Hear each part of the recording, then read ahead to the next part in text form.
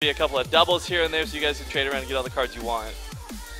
But, oh, Cactus Valley, should we do it? We should do it. We should absolutely do it. This is the first time we see Cactus Valley. Let's gauge the crowd reaction on this really quick. Guys, are any of you willing to dance for this intro if we do some giveaways? Yeah? Yeah. Okay, so paging Livy B to the front. We need her to go grab some cool stuff to throw to the crowd. Guys, we're going to do a crowd shot for this one. There she is. There's Livy. So she's going to go to the back, grab you guys some plushies and things. She's just going to throw them out to whoever's dancing the hardest. So stand up in your seats. You'll do the Cactus Valley dance, and we'll embarrass you all on stream. It'll be a good old time. So I think production's going to need like an extra second for that. But if you guys have never seen this intro, it's silly and wonderful, and hopefully you can just go along with the flow, because this is how we're going to do a lot of the giveaways. The end of the tournament, you guys want one of these DX racers worth like 400 plus bucks? Dance contest, how we're doing it. So get your practice in while you can. Yeah. Practice. There it is. What's going to be? It's going to be the Zergling plush. And the reversible Banling Zergling toy. Yeah. Cool. So, all right, so sounds like we're good. This is the first time we're seeing Cactus Valley in this tournament, by the way. The entire day yesterday, we saw Bridgehead, we saw Dash and Terminal. We didn't get to see Cactus Valley. Yeah. But, so yeah, cameraman, hopefully we'll be ready. We'll hear this in a second, and we can get on with the silly game. Ooh, all right. Oh my God, it's happening. It's going to happen. Guys, it's happening. I'm going to dance too, guys, just with you. So don't yell at me for breaking things.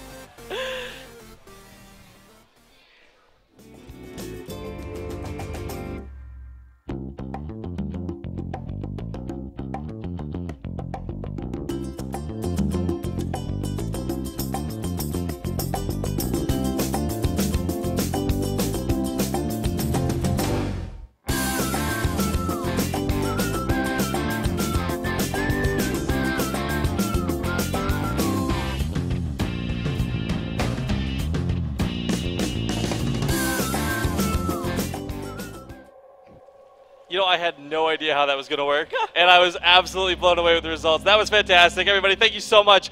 But now we are in game number 3. And let's ride that hype a little bit with some slow clap intros. How about that, guys? You ready for this? Spawny here, the bottom right. Play for Root Gaming. Tied up 1-1. It's going to be the Blue Zerg, Root Hydra.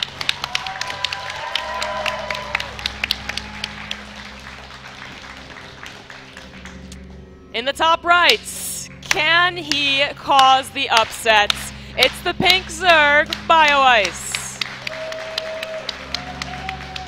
And of course, congratulations to the folks who got the doll things, that the plushies that Livy B had thrown out. We will have plenty more of those as we continue through the tournament, guys. We got some extra Hell to Boot Time t-shirts for those who couldn't get them online. We got lots of cool stuff for you all, so I hope you'll get ready to enjoy it. And let's not forget, today's pizza and ice cream day. Yes, it is. I'm super stoked for that. Like 2 hours. Livy, by the way, so Livy B's like, hey, if I'm not casting, can I just kind of sit in the ice cream truck? We're like, only if you don't eat all the ice cream. She's just like sitting there and she's like hoarding it, like what's? I don't like Lord of the Rings. What's the guy's name? Smeagol? Yes, thank you. Precious. Yes, exactly. Precious ice cream. I just imagine putting like Starburst in it too, like Starburst and ice cream. Delicious. All right, well, guys, we've seen 2 minigames in a row. I want to predict a third, but this is such a, again, we don't know which direction that game goes. It could go for Bioice, it could go for Hydra. My favorite thing, though, has been the fact that we've seen, despite the fact that Hydra lost that first game, we've seen pretty good play out of him, knowing how to run around with his links, picking off drones, doing what was necessary to get ahead. And unfortunately, in game number 1, no matter how far ahead he got, I mean, it was like, what, 14 drones difference, he still ended up losing. Yeah. This time it is going to be Hydra who does the bit of a greedier build. So it's like, okay, Bioice is going to 10-pull me, all right, that's fine. And it is Cactus Valley, of course, so it'd be a nice map to be a little bit greedy on.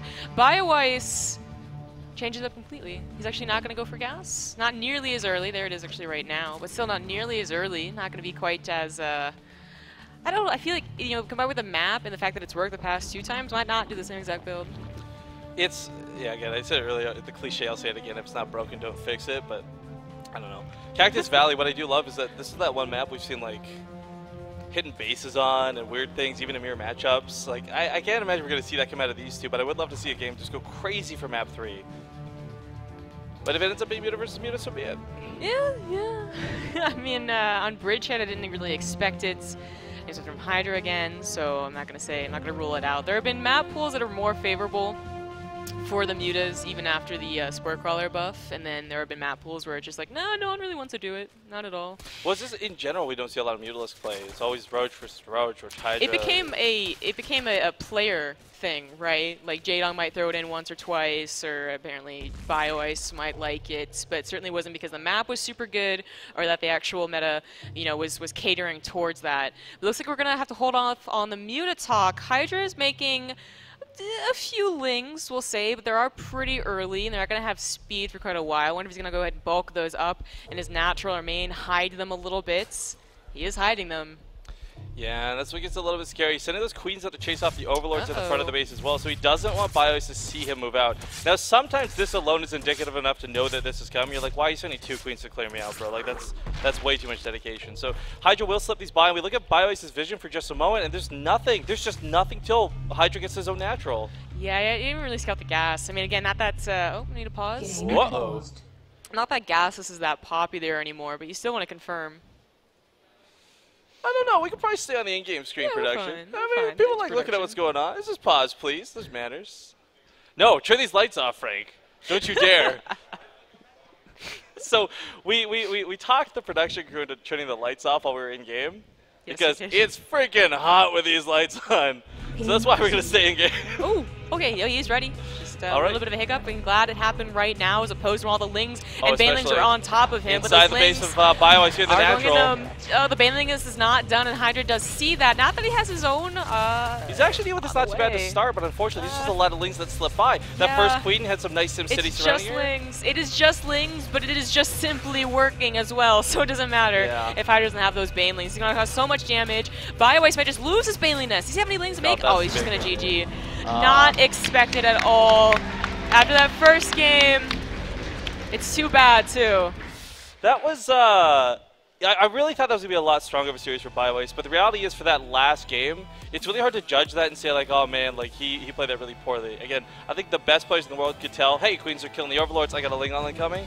Maybe you throw down 3 Evo chambers, maybe you've got that creep spread, maybe you don't. But the thing was, after that first game, I was really hopeful for Bioice. I thought, oh, man, this guy might actually do this. Yeah, I don't know where it really tapered off. I mean, imagine you would kind of ride that hype and the second game happens and you're like, oh, okay, that's not the secret to beating Hydra. But for the third game, to have that, I mean, like, it got steadily worse, right? And hopefully Bioice can just look at that first game and be like, you know what, I took a game off of Hydra, first and foremost, so the next guy I'm going to be facing, so the loser of Intense versus Kelazur, I can do this. Yeah, I mean, ZvZ is probably, I think, a lot stronger for Bioice as well. That's where you get away with some of those dirty all-ins and other things that we got to see a lot of yesterday.